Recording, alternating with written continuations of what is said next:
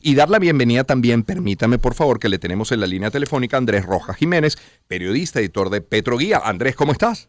Oye, un saludo para ti, Román, para Osvaldo. Y a ver. Y en el caso de Arabia Saudita yo agregaría vínculos entre el fútbol y el petróleo, Claro. porque en buena medida salió una nota ayer en Wall Street Journal sobre el tema de los fondos soberanos, que tienen básicamente la riqueza petrolera saudí, vinculados con el fortalecimiento de los equipos sauditas.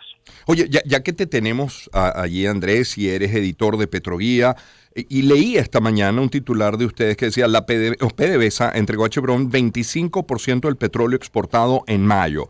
Se habla de un promedio de 606.258 barriles diarios de crudo. Están hablando de que las exportaciones de petróleo de Venezuela cayeron 14%. Y partiendo de esta nota y de estas cifras, Andrés, ¿cómo se reparte la producción? Es decir, ¿quién está produciendo en Venezuela y cuánto produce en Venezuela? Pero ¿cómo se reparte también la exportación? Y de eso, ¿con qué hacemos caja? Para comenzar. Mira, hasta finales del año pasado, en buena medida, las exportaciones se estaban enviando al continente asiático. Eso viene ocurriendo así desde principios del año 2019, cuando entraron en vigencia las sanciones que impuso el gobierno de Donald Trump, que restringieron prohibieron el comercio de petróleo venezolano en el mercado norteamericano, que por más de 100 años fue el principal y casi que el dominante mercado.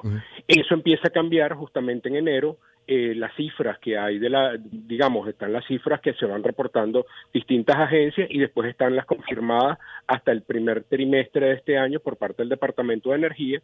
Y bueno, ya estamos viendo que las exportaciones alcanzaron en marzo, de acuerdo a la data oficial, 109.000 barriles diarios y están, entonces cuando tú ves lo mermado que está la producción y las exportaciones, porque este país llegó a exportar más de 2,5 millones de barriles, en este momento representan prácticamente ya la cuarta parte.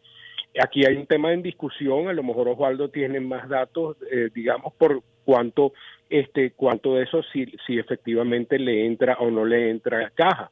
Todo indica que sí, por la oferta cambiaria que hay, por la relativa estabilidad cambiaria que ha tenido el rol que está jugando Chevron. Y bueno, nosotros también publicamos una nota en Petroguía, cómo Chevron está canalizando esa oferta cambiaria a través de dos bancos que son el provincial y el mercantil. Increíble, Osvaldo, el rol que está teniendo con una pequeña licencia de la OFAC a Chevron y el impacto que eso está teniendo en nuestra economía. Totalmente, Andrés y Román.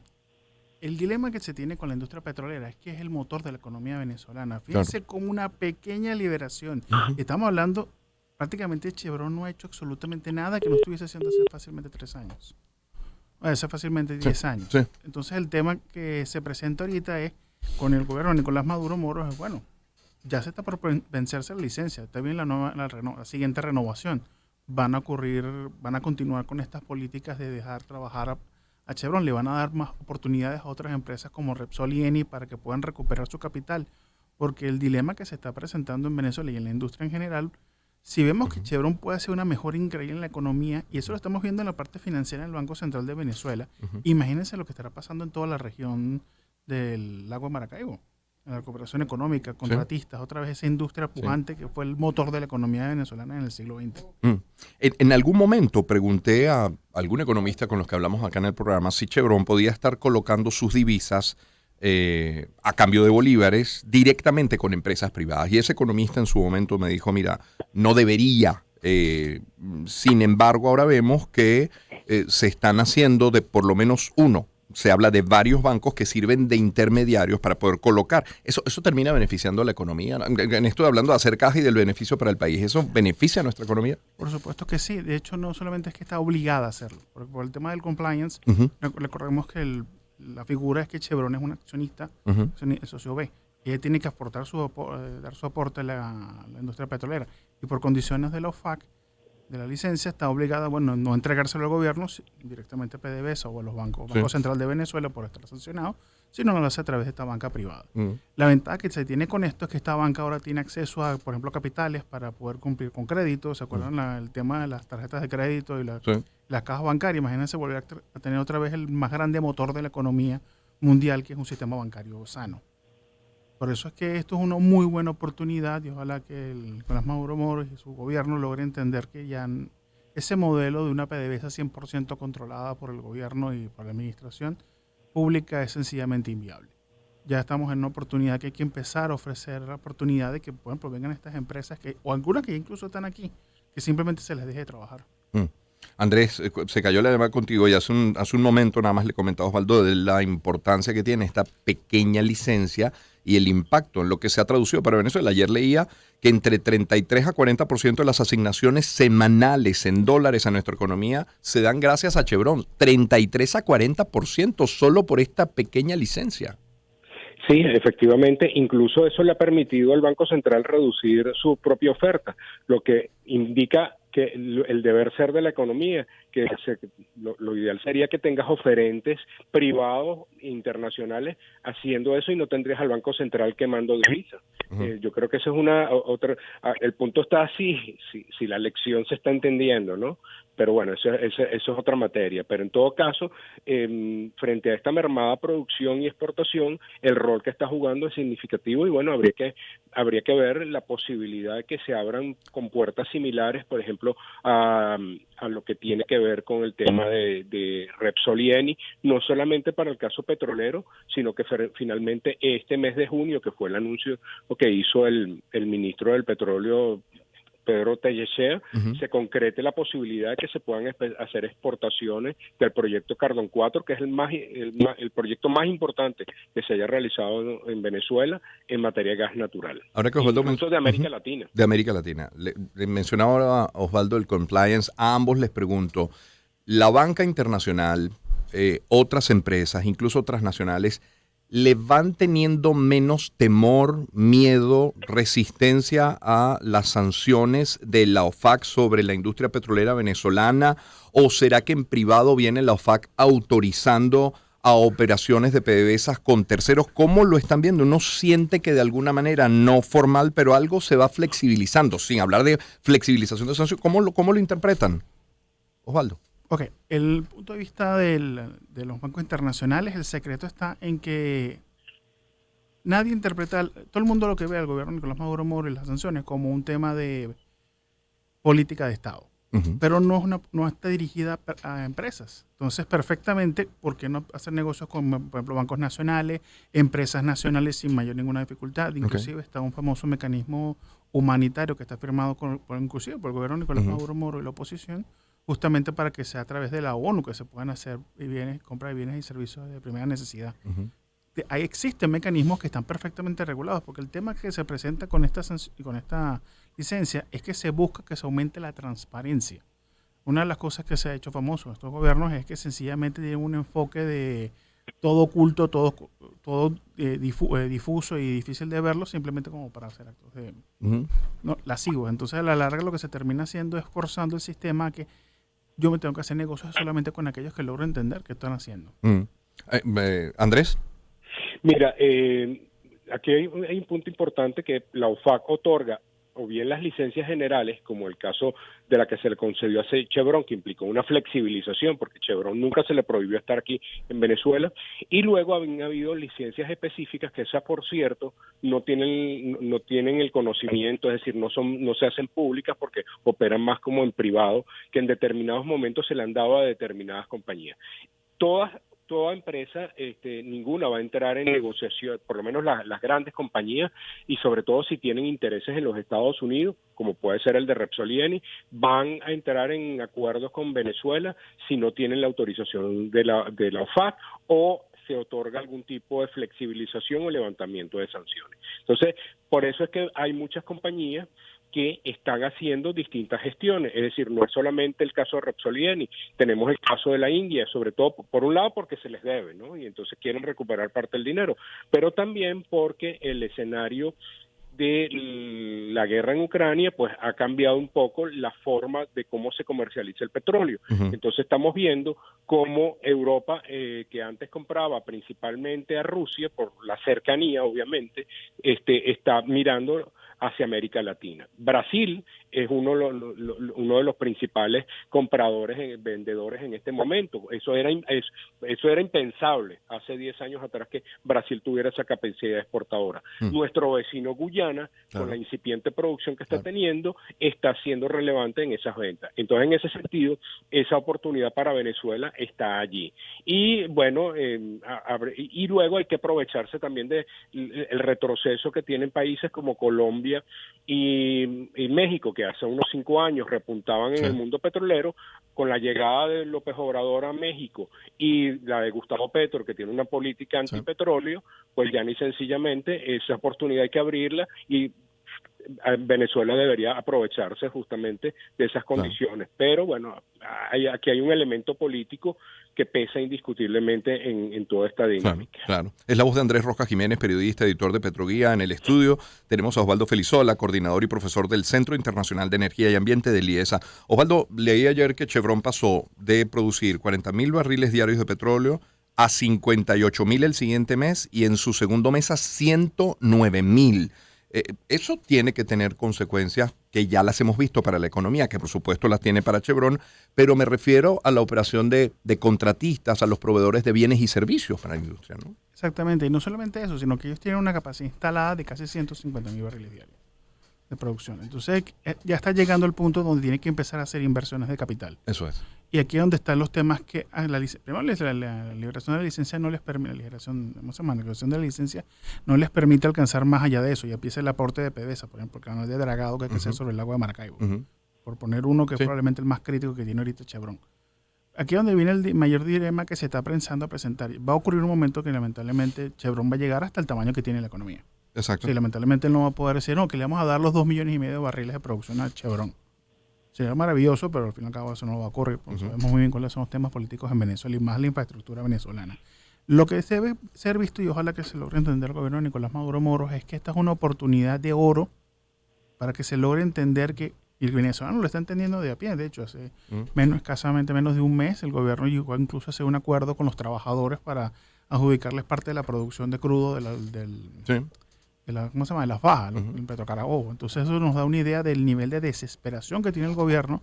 Me atrevo a pensar aquí entre nosotros y el público que se están dando cuenta de que esto es una muy buena oportunidad, como, oye, podemos empezar a solventar los problemas que tenemos nosotros como gobierno y como administración a partir de esto. Y eso es una de las cuestiones que se están aprovechando un poquito el contexto de que Andrés estaba hablando del lado de la oferta, porque vamos a hablar ahora del lado de la demanda. Estados Unidos está en una posición muy delicada. Si ustedes se fijan, Estados Unidos tuvo que, durante la mayor parte del año pasado, por el tema de la inflación, reducir hasta la mitad sus reservas estratégicas internacionales, sus reservas estratégicas de petróleo. Eso en un país que puede estar en un conflicto extendido con países como, por ejemplo, Rusia con Ucrania y China con Taiwán, nos da un ejemplo de que la situación no está en el mejor momento de Joe Biden. Es decir, la geopolítica le tose y puede perder la reelección presidencial. Y eso es una situación que es muy grave en un país tan dependiente del petróleo como los Estados Unidos. Y es una oportunidad de oro de nosotros para, de una vez por todas, saber que nuestro principal consumidor, bueno, no principal, pero puede ser que fue un principal consumidor venezolano que tiene ya muchas refinerías adaptadas a nuestro crudo, porque eso es importante repetirlo. No es que Venezuela tiene que hacer modificaciones para poder vender el crudo en Estados Unidos, es que prácticamente no hay que hacer nada. Simplemente, y con el caso de Citgo, que más bien demuestra que una buena administración es capaz de mantener a flote una empresa o pagar parcialmente su deuda sin crudo venezolano. O sea, es un ejemplo maravilloso de lo muy buena administración que se puede hacer desde la industria petrolera con los mismos venezolanos.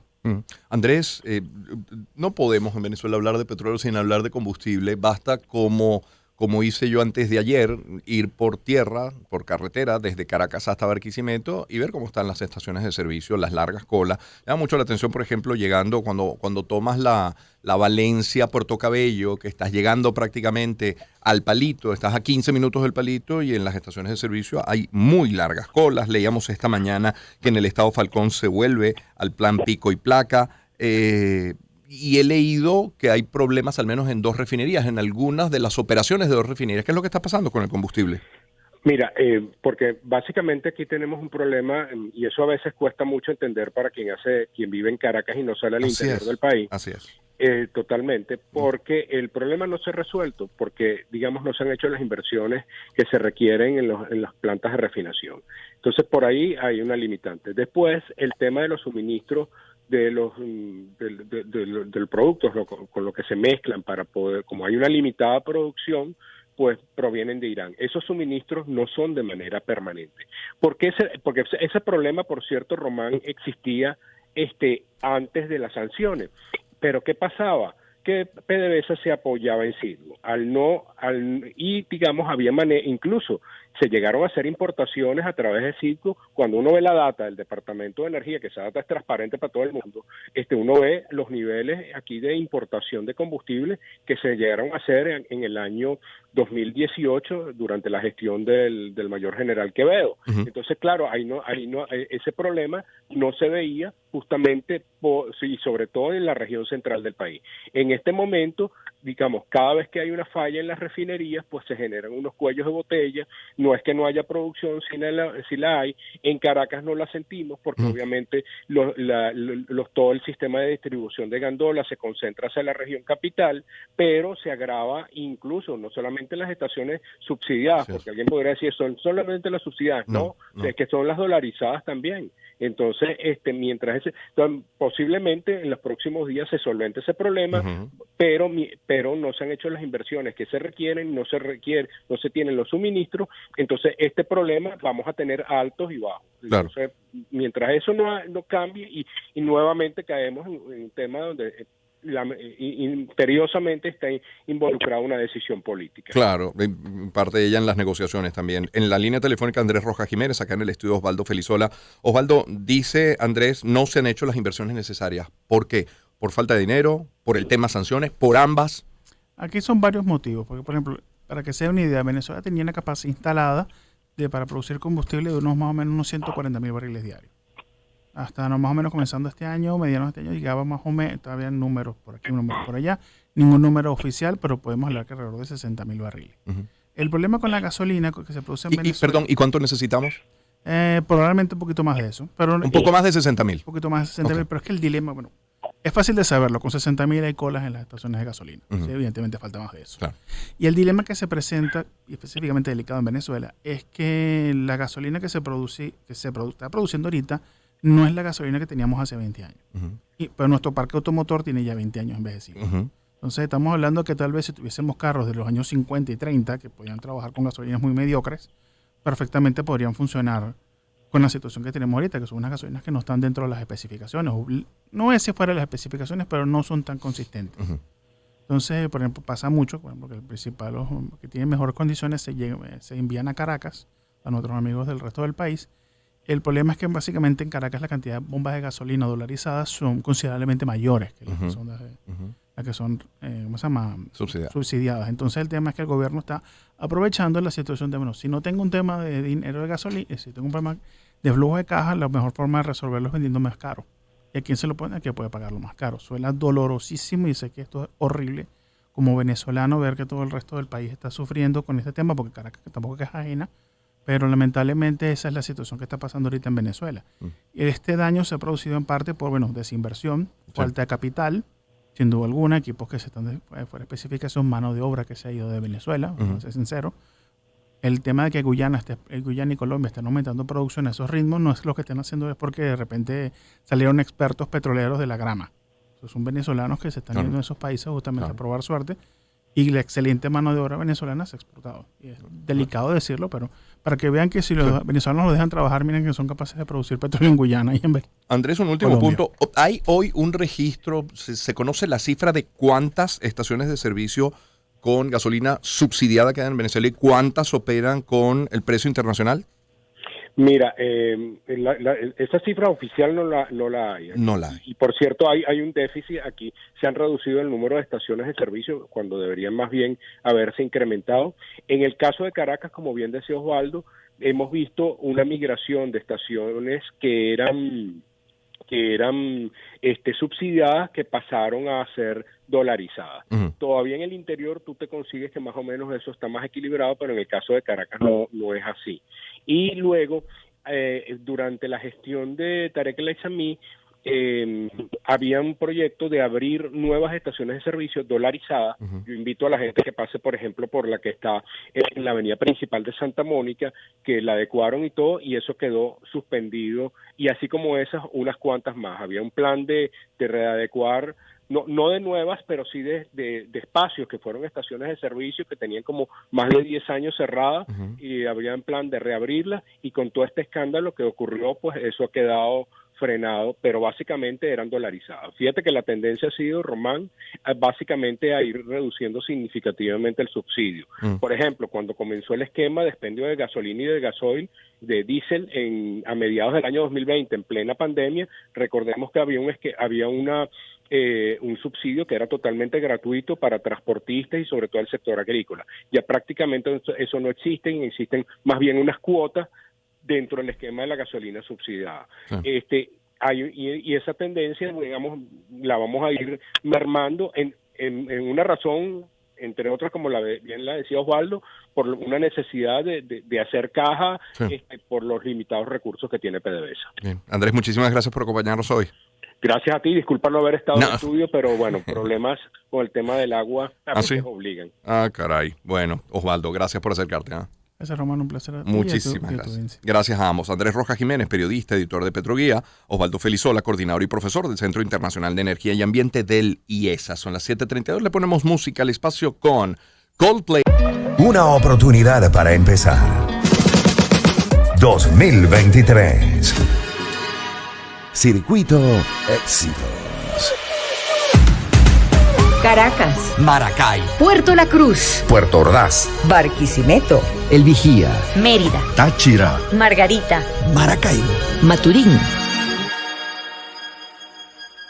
Circuito Éxitos. Encontremos más motivos para compartir. Sonidos. En primera fila.